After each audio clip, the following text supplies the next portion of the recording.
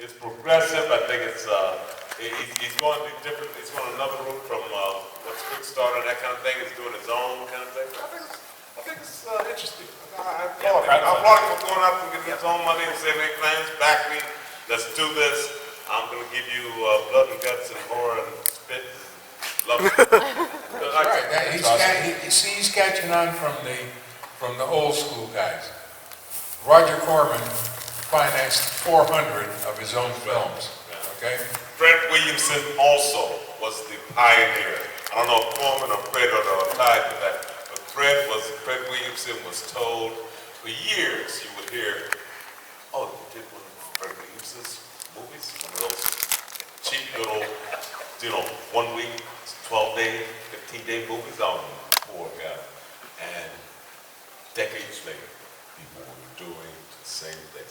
Movies in 2 weeks, 3 weeks. Fred Williamson's schedules were being used by every independent in the country. Fred the Hammer. Fred the Hammer was first in that. He is awesome. Yes. I love Fred. Yeah, but he was a pioneer. People gave him all kinds of, like, if you worked in a movie, you poor guy.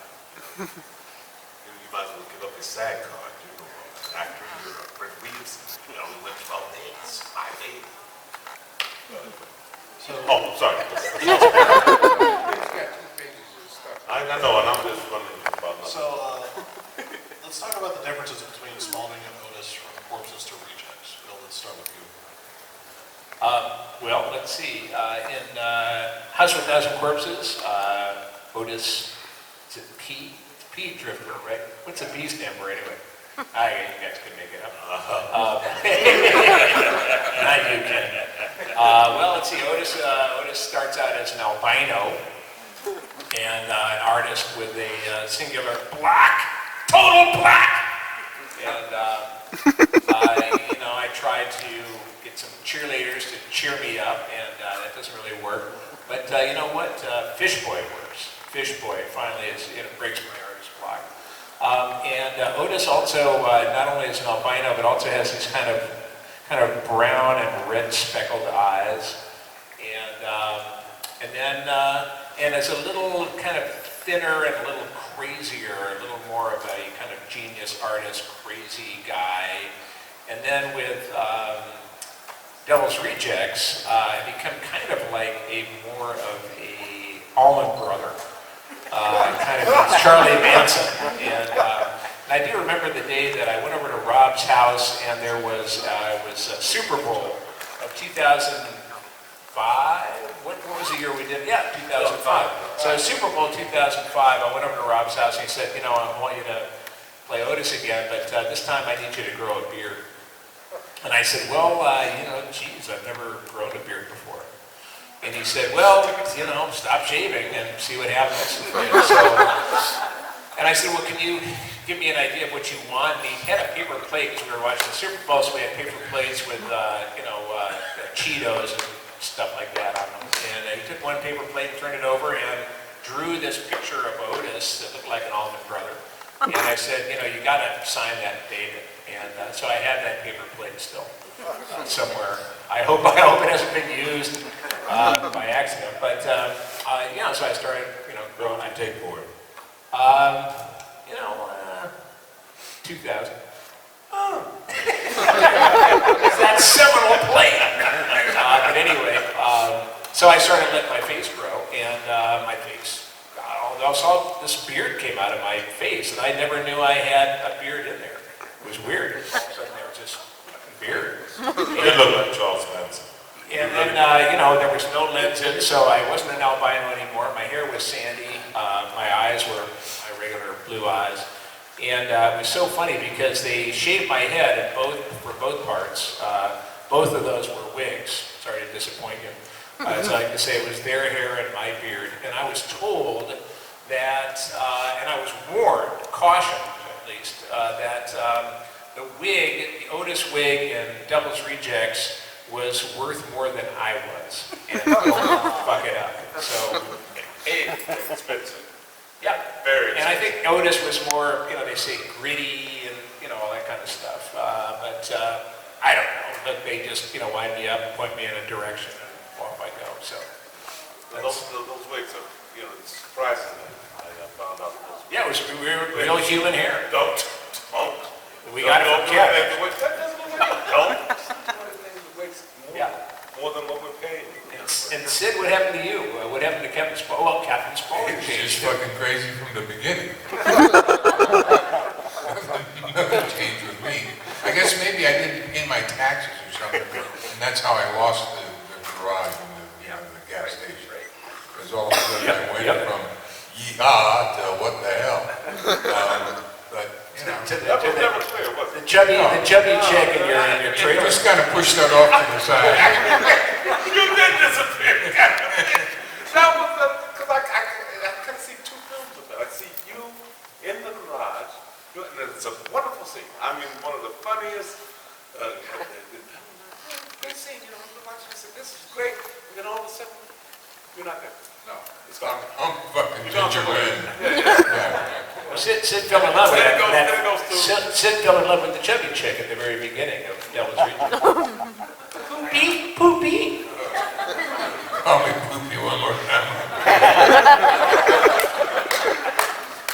That brings up a good point that some of us horror fanatics talk about. The end of Corpses just sort of gets thrown away with Dr. Satan and all of that. Now, was Rob's vision, was that really happen, or was that just a hallucination of the people before you had killed them? What are your thoughts on that? I think it really happened. Didn't Rob get some extra dough at the end of House with a Thousand Corpses and then made a more elaborate ending? Yeah, I think that's what the deal was.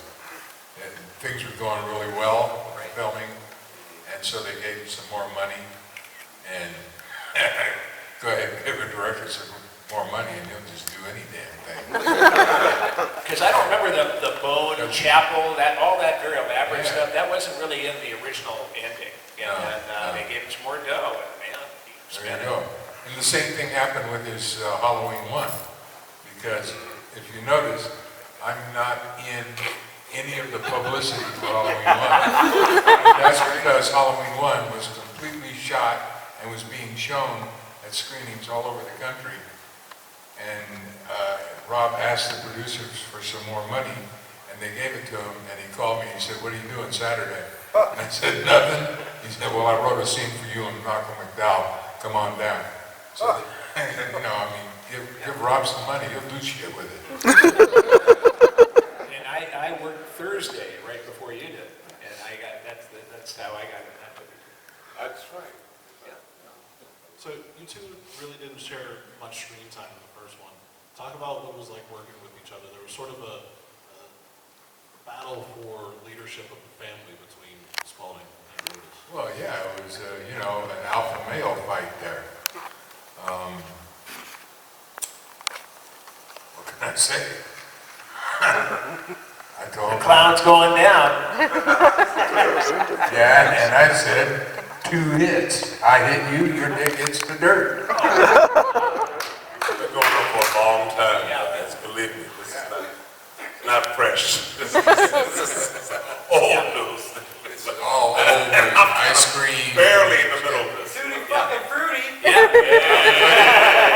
Oh, ice cream, you're fucking food. That was the point in the film, I am absolutely sure, that everybody started rooting for us instead of the cops. Yep. Because everybody sat there and said, "You know what? My family would argue about ice cream." They're human after all. The beginning scene with Mary Woronov, it's been said that stunt really didn't go as planned. My shame lasts forever.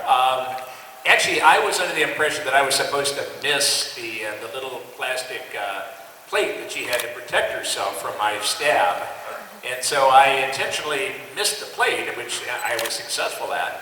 But of course, the plate was to protect her from the knife that I was stabbing into her. Now, it was a retractable knife, so, if you hit your leg, the knife goes into the hilt. But it hurt her. So, when you see her going, as I'm like on the back of her stabbing, that wasn't acting.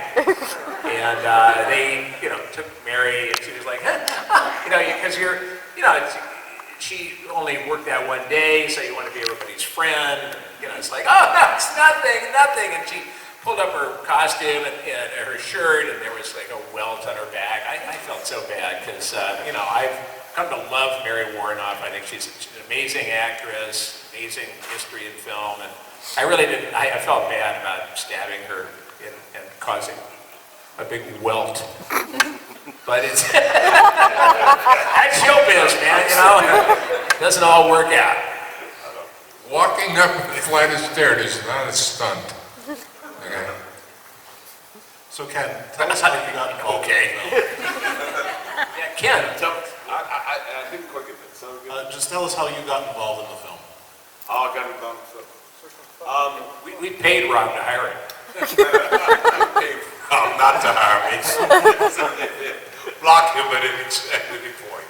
How did I get it? I got the script sent to me by my agent. It said Devil's Rejects, Rob Zombie. I looked at it and I said, no, and I've said this many times. Not the first time I answered this question. I said, no, this is not from anybody. This is from a fan. I didn't know Rob Zombie. I'm not a fan of heavy metal, even though I like all music and even heavy metal is good. But I'm just not a guy that's going to go right there and tell you who's who and what's what. I didn't know who Rob Zombie was, and I looked at Rob Zombie and I said, Zombie, movie, this is a fan. I'm not reading this fan. You know, left it alone. I didn't think there was anything with it. I thought if somebody considered me a movie, I had no idea. And my agent called months later and said, I don't know, that sounds crazy. It's just a fan. Like fans don't write scripts. That's not nice. I didn't think it like that, guys. I just thought zombie and me being a zombie movies was kind of a, Avoid Ken's table. Punish him with, no, just bring on your scripts. Ready to produce them now. But, you know, my agent called and said, did you read this script? And I said, what script? Well, I sent you a script about a month ago. I said, which one? The one that says Rob Zombie. I said, that's real? He said, well, I don't mean to sound, like I'm above it all and that kind of thing, but it was kind of, I just didn't take it seriously when I first got it. Maybe I should have. I guess I should have. But I read it after that, met with Rob. We spent about 15 minutes together talking about it, and we agreed that we'd like to work together, and that was the beginning. So, but I'm sorry about that statement. It's so fucking bad. My fucking body now going, you stupid fuck. whose idea was the derby? Whose idea was the derby? Now, Pull out. The Derby. Yeah, the derby. I have no idea. Derby. I wish I had taken the exact, and I've done all the things I'm doing that statement. I'm definitely moving on. But, can I take a second? sure. But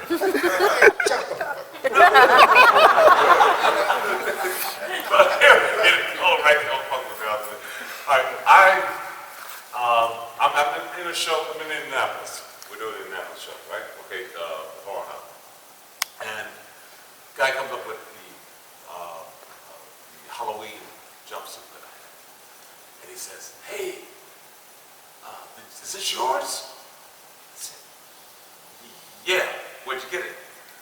I just got it. I run a memorabilia store in Minnesota. I said, great. And he said, are these your acting notes? I said, yeah. Give me my notes.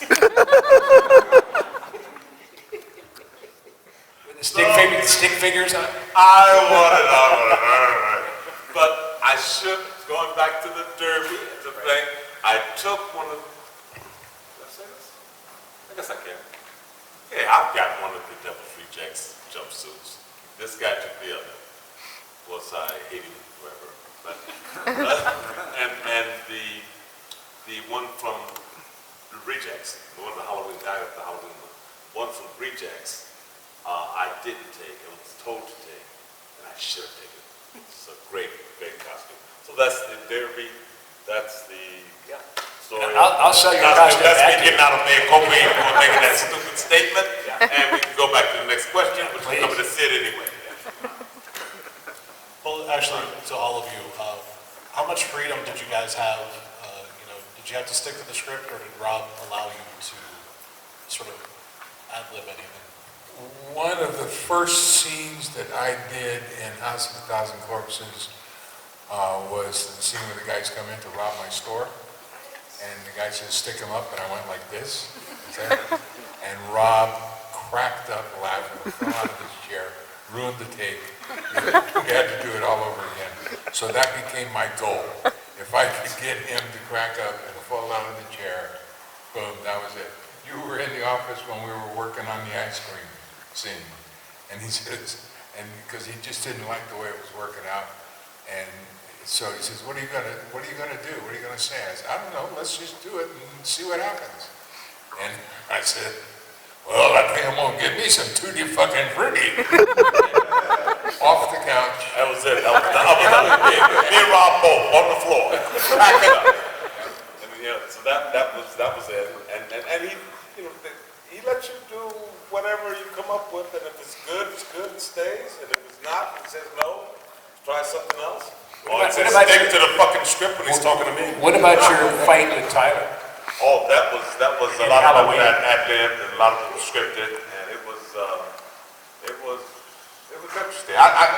Even the scripted dialogue in the beginning when I get out of the truck, and before I get to the bathroom, is just as funny, but you can't hear it because of all the noise out there. I just should have yelled it out a little bit. But yeah, he lets you have it. He does let you. A good director will take what an actor wants to give. And he'll look for those magic moments, and he'll look for them to be creative and come up with something that's going to really say, like, I don't know if this was ad lib, but I love the smell of napalm in the morning. Oh, yeah. Victory. Was that in the Devil's Region? No. It should have been. Special edition. It should have been. We may have a remake. In House of a Thousand Corpses, the menu starts that on the DVD. I got the script for that at like past midnight, the night before we were supposed to start shooting it. And it was like 7 pages long. And I went in the next morning, I said, Rob, I can't memorize all this shit. And he goes, well, you got all the high points, right? And I said, yeah. And so he handed me a jelly donut and a porno magazine and said, go. that was it. I went. Well, how about you with Otis? With Otis, I found that Rob was pretty, he wanted us to stay pretty much on script for House of a Thousand Corpses. But then, by the time we did Devil's Rejects, he was looser, we worked together, we had that experience, so there was a certain trust and camaraderie and a sense of working together, as Sid was talking about. And I do remember that there was a scene when I was taking Banjo and Sullivan to kill them. And I drove in the van and I parked, and we had a long walk to our kill site where we had our fights. And there was no dialogue written for that long walk. And so Rob said, why don't you, he said to me, why don't you say, is that your wife's pussy stink on my gun? And I went, Rob thought of that? yeah. And I went, what? And he said, yeah, go ahead and say that. Is that your wife's pussy stink on my gun? I just thought, okay. So we were walking along, and I go, is that your wife's pussy stink on my gun? And then I ad-libbed, hope it don't rust the barrel. That got us, and then there was, I also made up the thing about, puking, is that Well, your ladies wife's have into it? Well, I mean, it's a spoiler, I guess. But, you guys puke, is that part of your deal? I made that up too. And then I also made up a lot of that, oh, I feel it, I'm the God Almighty. That was was all kind of made up. And you could hear Jeffrey Lewis, I mean, that was made up, going like, God bless the bunnies, God bless the little birds. I don't know where that got that.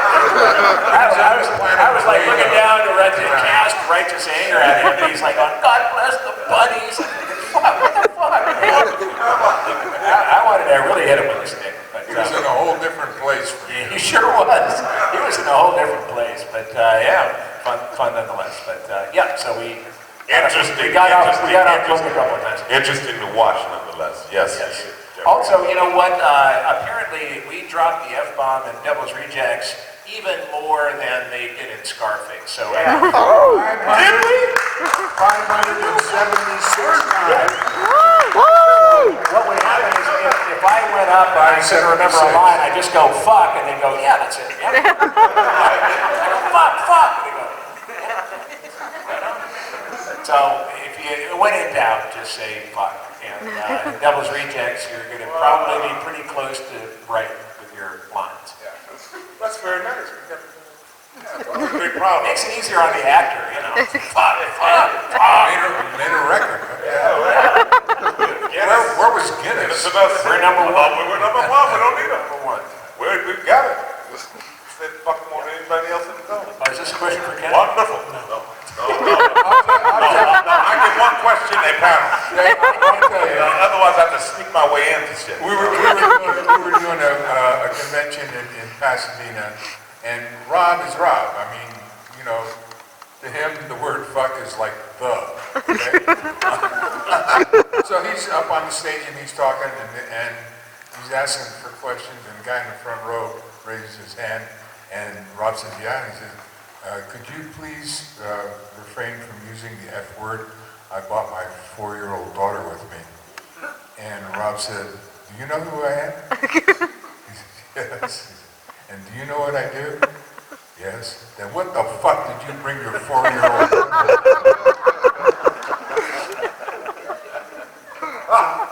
You might be in the audience today. They are. In kindergarten class in the back. There's a documentary on the making of the film entitled 30 Days of Hell. Talk about shooting the weather conditions and all that. In the 30 days, it never got below 105 degrees. What's this? You were always at night. You were always in the night, right? Did you have any day shots? Oh yeah. Why don't you talk about the time that Bill Forsythe rolled your hand up to the window? Why? I still get shivers every time I look at Forsythe. Because of all of that, He rolled his hand up in the window just to get a good performance out of it. It was pretty good though. I have a respect for women who wax. Because with all the blood, dried blood on my shirt, every time I tried to take my shirt off, hair came with it. It was like, yeah, it was totally terrible. But Sid looks great in a bikini. High heel. Yeah. So with the, who's who of horror is the main characters, and to the point that Rob went and got Steve Railsback to play a cop. Railsback, yes. Yeah, Nice guy. What's it like on a set like that? What's the vibe like to have so many, famous people from the horror genre working on the same film? It's a new excitement every day. Yeah. I wasn't there when Something Steve to go, wow, hey, that's... Who's going to show up tomorrow? Yeah, right. Yeah. Yeah, and then Danny Trejo, Diamond Dallas Page, Hey. Michael Berryman, Hey, your guy, hey, the PJ Soul, PJ Souls and... Rosario Dawson. we didn't see her. No, she didn't make the final cut. She didn't make the final cut, but we saw her. We saw her. Yeah. Did anyone see my girl on The Voice? The Voice, the game show The Voice where they sing. Did you see it? No? She played my most limber lady. She's in E.G. Bailey. Pee-wee's Big Adventure. Oh, okay. That was like last year or year before, right? Last year, she was on The Voice. Okay, yeah. I think she had something. You guys see it? You saw it? How far she go? You remember? E.G. was on The Voice, wow. Yes. Do you remember? Anybody remember seeing her? Deborah Von Falk. She went very well. That's when CeeLo was on, right? Yeah, CeeLo was on. She went quite far. They finally recognized her right before. Right? She got on. Yeah, aren't you? Aren't you? Yeah, I've been running back. Wasn't she like the pink Power Ranger? She was something. The Powerpuff Girl. She was a Powerpuff Girl. Powerpuff Girl. The Valley Girl, too. Yeah. And once you Rugrats? Yes. Yes. Tommy. Yeah. Well, she was on The Voice and almost won. That's great. Yeah. She's a very talented lady. There, again, you asked about people who were there and their history and what they do. And she was very impressive. She did a lot of the variations in her career that really stretched, got into a lot of great areas. So she was fun. Yes, and we had a wonderful scene doing the. Oh, that was horrible. It was on the. It wasn't on the DVD extras, I think. And my scene with E.G. when we were trying to work out just what part of the menu, because she was one of Charlie's employees. There was a menu of all kinds of different things, like the Chinese hot wax. And I said, "What's that?" He goes, "Well, you dip your balls in hot wax." Like, I don't want to do that. Drinking. There was one scene, there was a part of one scene that was cut from Devil's Rejects that I'm so sorry was cut. It was when Ken and I were having a little Libation. yes, and he was complaining. I said, you know, what are you complaining about? You got hot and cold pussy on tap, you know. He goes, no, it ain't all that fun. There's some crazy bitches out there. He said, this guy came in. But these bitches ain't all you think it is.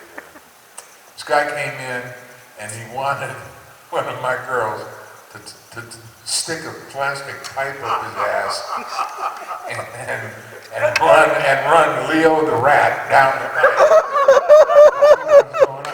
And so she couldn't see what was happening, so she lit a match, and at the same time he farted, and she got a flaming rat in her face. And that was cut from the film. But at the same time, there's a rat Right. across the ledge of the window right behind me. So while I'm telling the story, Sid's sitting there watching the rat. Laugh, damn it, cracking up. That was good. Great scene. And what did you guys use instead of cocaine, or was it cocaine? I have no idea what that was. I don't think That was B12. Yeah, B12. Well, Yeah. I wouldn't want to snort that. No, I had to snort a whole bag of that in the film one time. I was up for 4 days. yeah, that stuff. Orange. That stuff was a little rough on us. Yeah, with that in America, what the catnip we were smoking? What was that? It was not good. It's not good. And you should always be very careful if you're doing a film to make sure that your prop master or whoever is responsible for that kind of thing has their head on straight and isn't whacked out or something, because sometimes they can give you something that's really harmful or really a surprise and fucks up your performance. I had quit smoking for 5 years, and then we had to do that scene, and I was smoking that joint, which was tobacco and X-Lax or something on it. And every time they would do a new setup, I'd have to light up another one. And they had to take me outside, give me oxygen. I was turning red. Everything was terrible. It's a good point. If you ever watch movies and you see somebody, old movies especially, you see somebody smoking a cigarette, feel for them. Because they got to put out that cigarette, someone has to measure exactly where it was when they put it out, and they have to light it up again and again, after take after take after take. Like the cigarette becomes an important part of the scene. So you may think it's casual because you're seeing them smoke and the frames are moving ahead and you have no problem following it. And it seems like they're just smoking a cigarette. But they probably had to lit that thing up, light it 4, 5, 6, 7, 8 times maybe more. You know, and probably smoke it from the beginning down to the end, down to the middle, to match what was in the last frame. So, have mercy. Yeah. So, Movie magic. now as badass as the three of your characters were, you had a very equal opponent, and you touched on this earlier, William Forsythe. Talk about working with him and his performance in the film, which I thought was extremely strong. Do you like Forsythe? No. Do you like Forsythe? Yeah. I don't like one thing. I- Stop. I'm not just being, contrary. I don't like Forsythe. Where is he? Do you know where He's not here. Not here. No, we just. But he'll see this on YouTube. He certainly will. No, I'm just And kidding. I'm gonna give you your address. Bill's great. I really do like Bill. I'm kidding. Totally.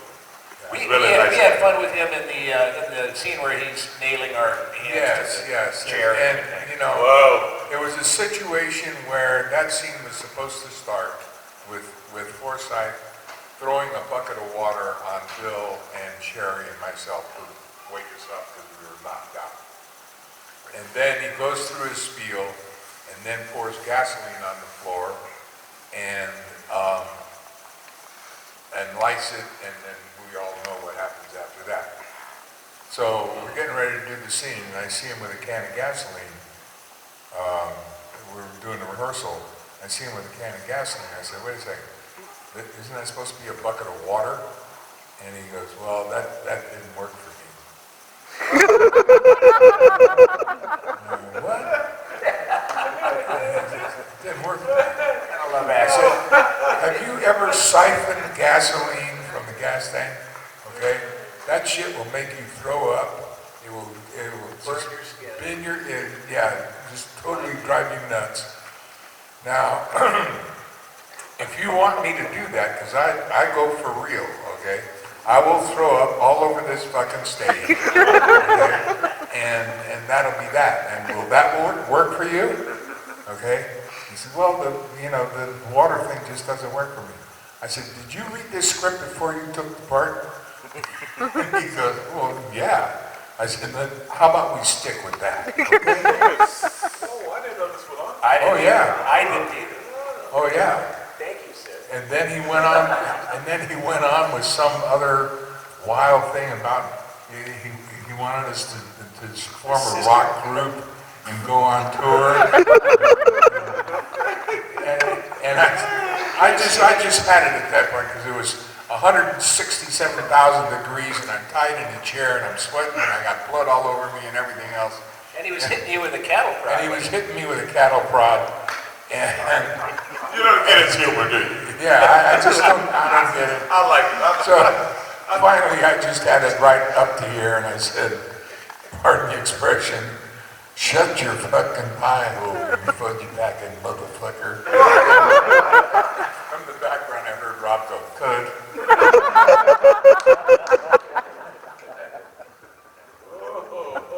Good question. Good question. Yeah, great. Now you know how Sid and Bill got along. But we get along great. Yeah. So long as we're not acting together. No, that's not true. No. He's fine actor. Yeah, YouTube had it. Nice guy. Nice guy. I was a great guy. Bill, it's not YouTube, it's eastcoasthorrorgroup.com is where you. All right. Shameless plug, I'm sorry. Ken told me to do it. Anytime we get a little levity in this. Yeah. The Firefly Clan, has become latter-day horror icons. What do you think attracts people to these films, to the family, and to these characters? Because we don't give a shit. Okay? Somebody comes up against us, as far as Spalding is concerned, you stick a gun in my face, I'll stick a chicken leg in front of yours. Doesn't make any difference. We don't back down for nothing. That's the way we roll. Yeah. And I think that's what people like about the character. Because everybody would like to tell their boss, fuck you. Okay? But you can't, because I mean, they do say that honesty without compassion is brutality, and I think that we're very brutally honest, and I think that's also very refreshing. You know, exactly. We don't pull any punches. We tell it like it is.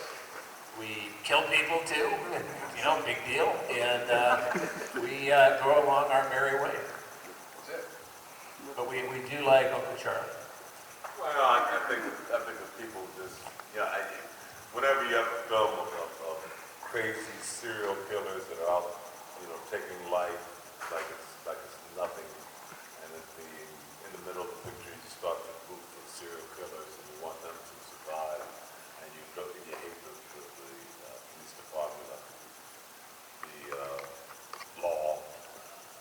special film, and I thought it was special because of that.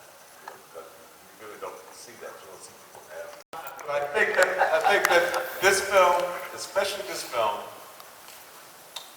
when it the first screening and when I read the script especially, I thought that this film was had more of a relationship to the time we live in than a lot of films that have come out in 2005 or 2016 at that time. And I thought it was going to be a huge success because of it, because it started to root for a serial killer. You wanted Sid, you wanted Bill, you wanted Baby, you wanted them to live. Even Charlie. Yeah, they didn't care much. Charlie was fun. Well, you died. I mean, that was sad. I did not die. but you wanted Fucking dead. But you wanted them to live, right? You wanted them to live, right? Yeah. When Freebird came on, you said, "Oh no, let them get through that barricade. Let them make it." What kind of fucked up shit is that? But you wanted that, you know, and I thought it was special because of it. I thought that film was special because of it. And I think it affected everyone that way. And that's a very strange twist, I think. Now, maybe I'm behind the times, and maybe there's been other films that have covered that and done it equally as well. I don't know. But for me, it was, I wrote, you know, Big Talk Productions, you know, Simon Pegg. And, my God, producer. Certified hypnotherapist. Yes. No, Sid. Talk about some of the work that you've done with that and with PTSD. I was reading the paper one morning, and there was an article about military and the fact that military personnel, to the count of approximately 5,000 people a day, were committing suicide because of PTSD. And I couldn't accept that number. That just rocked me. So I called the college that I got my certification from, and I talked to the director, and I said, we have got to establish a program to work with these people because they're putting their lives on the line, and they're committing suicide because of all of the horrible things that they had to go through and see during war. And he agreed with me and established the program, and so now we're working with PTSD survivors, and hopefully I'll be able to correct that situation. It's amazing. 5,000 a day sounds a little high. 5,000 a day would be 35,000 a week. I think that might be a little high. Well, Yeah. I tell you, I I was a math major.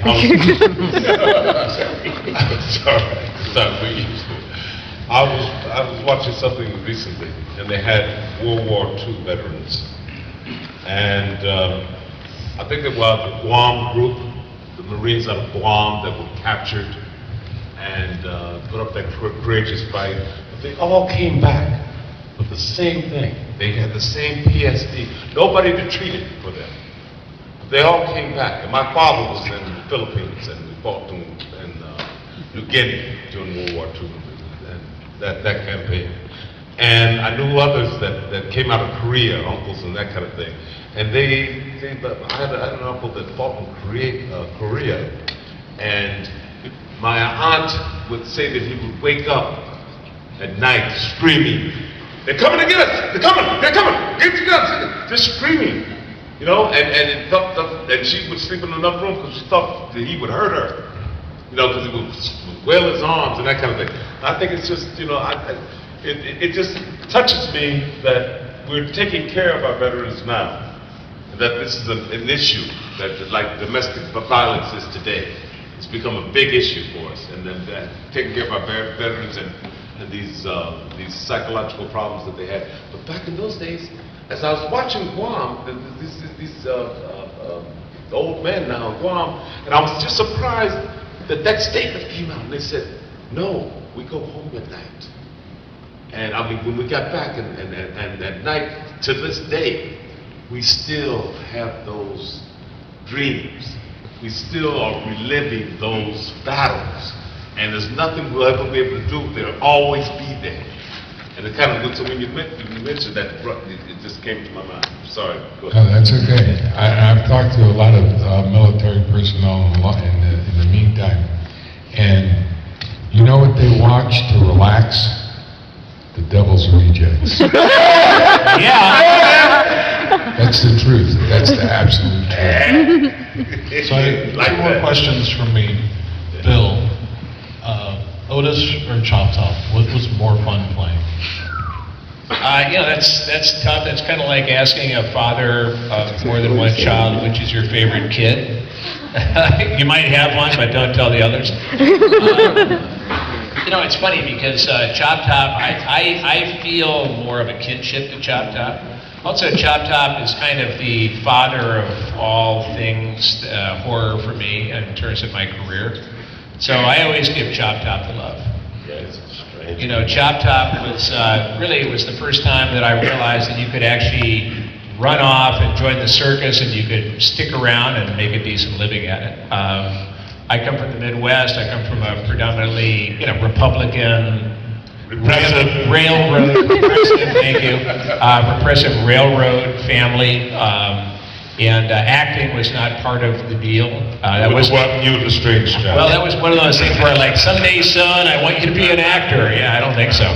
So the fact that I ended up as an actor and, through a lot of circumstance and good luck, and that was Chop Top. That was back in 1986. And, when I did Otis, it was funny because I thought Rob wanted kind of a reworked Chop Top. And instead, he kind of pried my fingers off the coat hanger and the cricket lighter and led me to Otis. And I got to say that he saw in me, he saw like a badass, kind of sexy, bearded, badass guy that I never saw in me. And, well, thanks. I wasn't sending you the vibe, man. But, so, I'm glad he did, because it was quite a happy surprise, but, just in terms of, like, what I more identify with, I would have to go with the plated one. Ken, my final question is for you. Whoa, time out. Can you lend me $5?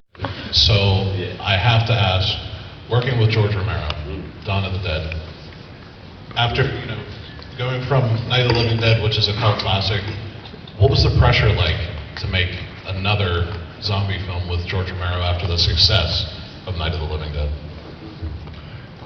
Gee, I really didn't think about that. I knew Dwayne Jones. And this is I'm not going to go into the story because it's far too long and we don't have the time, but it's a long story about my relationship with Dwayne Jones and how he and I are some way connected by him doing Night of the Living Dead and I did Dawn of the Dead. But, there was no pressure. I found that years later, it was an adventure. It was an adventure. It was a film that I read the script and I wasn't quite sure if it was going to play America because of the gore, because it was color and gore. I saw Night of the Living Dead originally, and Dwayne and I were in a group together in Harlem, and I saw Night of the Living Dead and ran up to Dwayne and we talked about it, and I was a big fan of that film, not just because of Dwayne, because I really did like what George did with it. It was horrifying, terrifying, gory, ghoulish, disgusting, and entertaining every frame. And I love that. And political to a great extent, yes. So I love that film. And I didn't find out till later what it meant to have an African American live past the first 3 frames. I didn't think it was that important. I didn't think about it. It wasn't part of the process. It was in 78. We had just come through the 60s, so I carried a lot of that into the character, but it didn't really, it wasn't a point. It was more that I had a relationship with Dwayne. and that we had been in an activist group together, we had been in theater, some kind of theater group together. We had some of our goals and our political aspirations and our dedication to our community was in the same boat. So we had those connections, and then this other thing just happened, and it was a film, and he was in it, and now I'm doing the film, right? And I kind of, it was more like, I felt more support from Dwayne and following him than I did having feelings for trying to fill a void or to one up, be better, or have any pressure to establish a better performance, or give a better performance than he did. I didn't have any of that. It was just plain. I knew him, and I knew him fairly well, and I felt his. I was a fan of the film. I was just a fan of the film. So and we were doing a different film, and it was like every day going out to play Cowboys and Indians for you guys who can go back and remember what Cowboys and Indians were.